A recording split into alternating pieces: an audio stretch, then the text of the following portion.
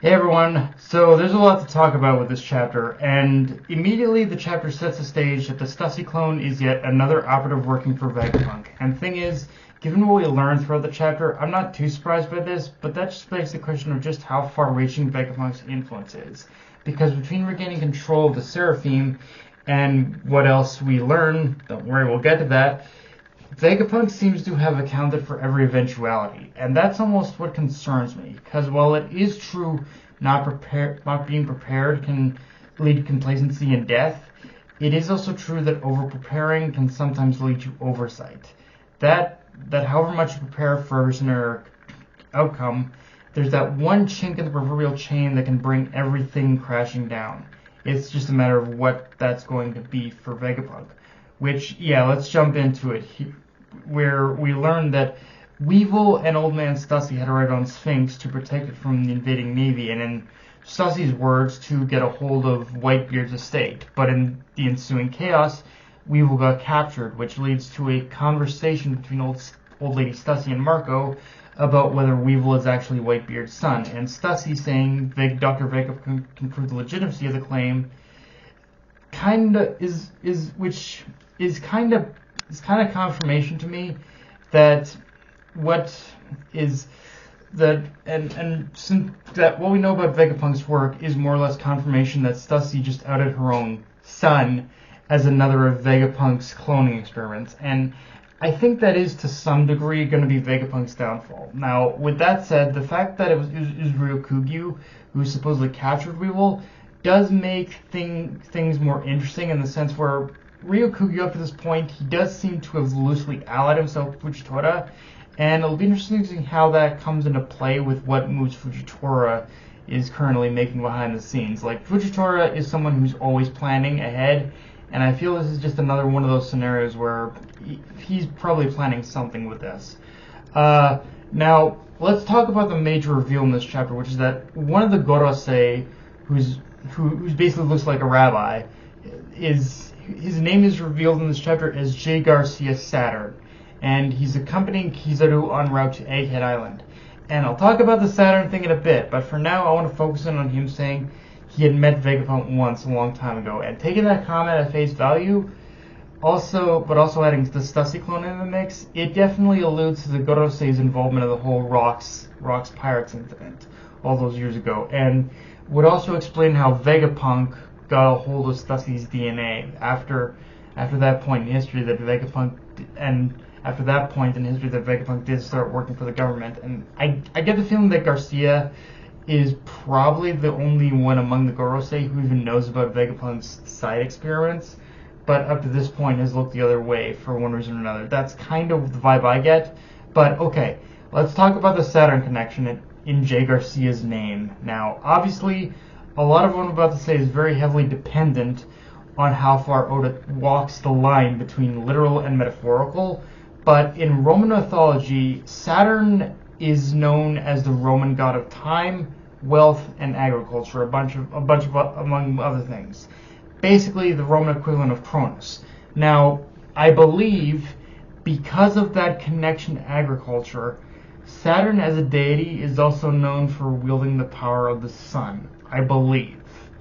So, if all that is the case and Oda is drawing upon that influence, then what kind of powers does this old man have? Like, are we gonna assume hurl the power of the sun at late Luffy and the others Escanors? Like Escanor praise the sun style? Or God forbid we see him even literally stopping time? Because if he does have either of those powers, then that's not only broken as fuck, but if his powers are narratively connected to the Roman god of the same name, then that would have to mean the other Gorosei also have powers and names correlating to the other Roman gods as well.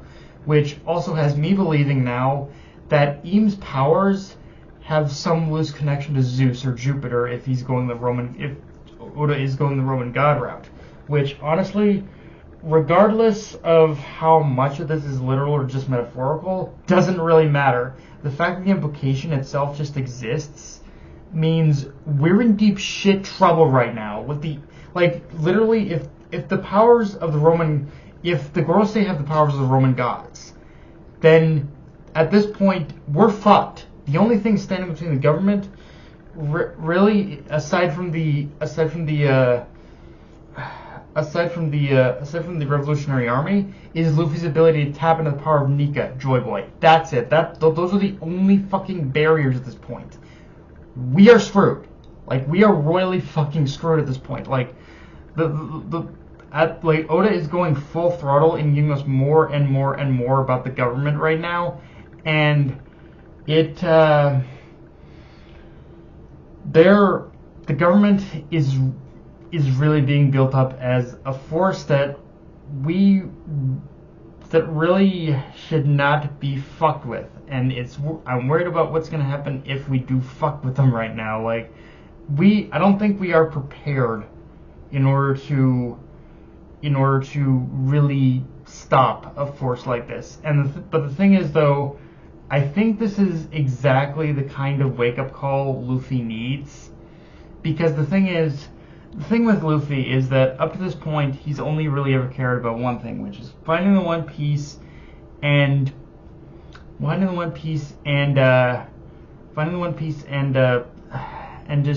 becoming Pirate King, all that shit.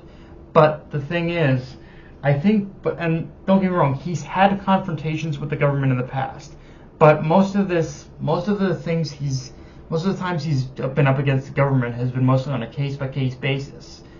But I think this is the time where he needs the wake-up call that in order to really become Pirate King, he's going to have to go up against the government. Like, going up against the government is going to be a thing that is going to be on. He has to come to terms with that. Yes, he's going to have to do like as his father does now, which is he's going to have to face the government. Obviously, Luffy's still going to do it on his own terms, but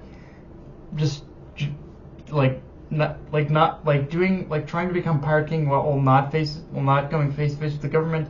Yeah, that's kind of growing to be even more and more of an impossibility at this point. Like, it has to fucking happen, and I think Luffy needs to realize the government is going to be just as much of a force he has to deal with, just as much as like Blackbeard or any of the other any other forces that are coalescing around that are involving with the build up to the Throne Wars. Like, the government is a problem Luffy has to deal with right now. That's just as it is.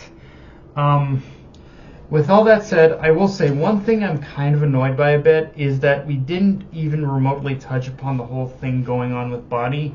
I mean, I get why Oda's desire to build up suspense and all that, but whatnot, but even just showing the aftermath of her having touched the bubble, I think would have sufficed.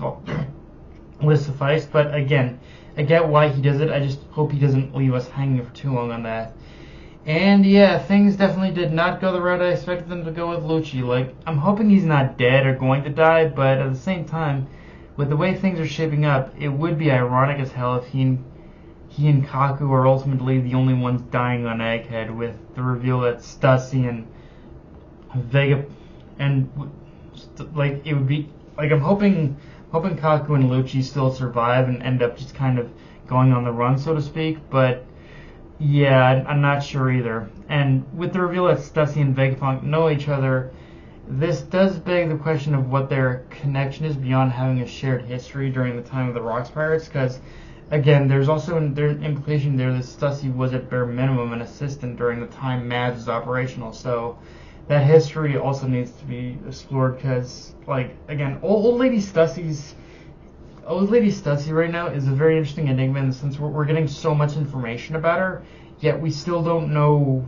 her history. Like, what is her connection to Mads? What is her connection to Rocks? What is her connection to Vegapunk? Like, there's all these connections that are being built with her, and I'd really like to know what exactly all these connections are building to. Like, what is Old Lady Stussy's history?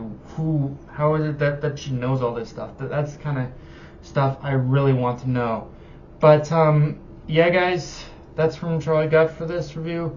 Enjoy the video, like, comment, subscribe. Follow me on Twitter and on this Crunchyroll. Be sure to notification bell, the subscribe button, and just share the video around, guys. Dark Knight of Anime signing off. Later, everyone.